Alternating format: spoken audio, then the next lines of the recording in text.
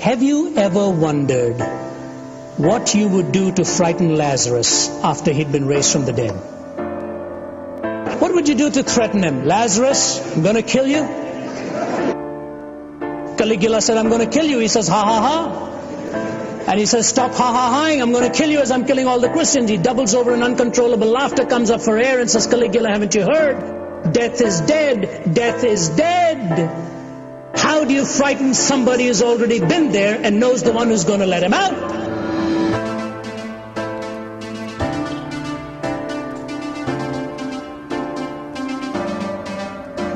But just think of stepping on shore and finding it heaven, of touching a hand and finding it God's hand, of breathing new air and finding it celestial.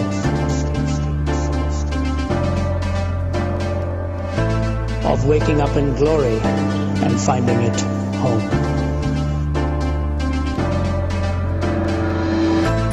Ladies and gentlemen, your hope and mine in Christ is that one day we will be with God. One day we will be with Him. We look back upon history and what do we see? Empires rising and falling. Revolutions and counter-revolutions, wealth accumulated and wealth dispersed. Shakespeare has spoken of the rise and fall of great ones that ebb and flow with the moon. I've heard a crazed, cracked Austrian announce to the world the establishment of a German Reich that would last 1,000 years. I've seen an Italian clown saying he was going to stop and restart the calendar with his own ascension to power.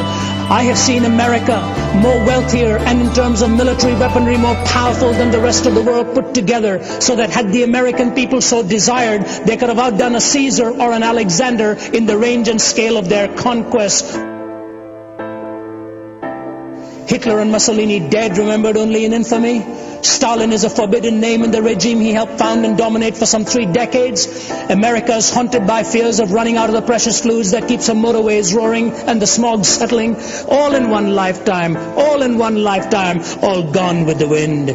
Behind the debris of the fallings of our solemn supermen and imperial diplomatists lies the gigantic figure of one person, because of whom, by whom, in whom, and through whom mankind may still survive, the person of Jesus Christ.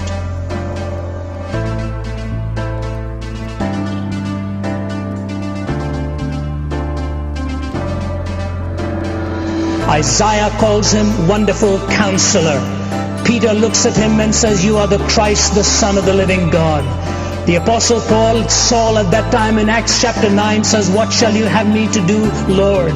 Thomas raised his hand and touched his side and said, Thee, my Lord and my God, ho kuriosmu, ho theosmu, the Lord of me, the God of me. When Pilate looked at him and said, Art thou the Christ? He says, you have said it. When the priest looked at him and said, Are you the Son of God? He says, you're right in stating that I am the Son of God.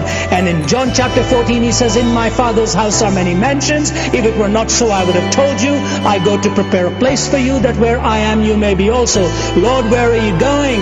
If we don't know where you're going, how can we find the way? I am the way, I am the truth, I am the life. No man comes unto the Father except through me. Show us the Father, Lord. If you've seen me, you've seen the Father. Philip, have you been with me so long and you don't know that when you've seen me, you've seen the Father? I and my Father are one. And he who believes in me, greater things than these shall he do.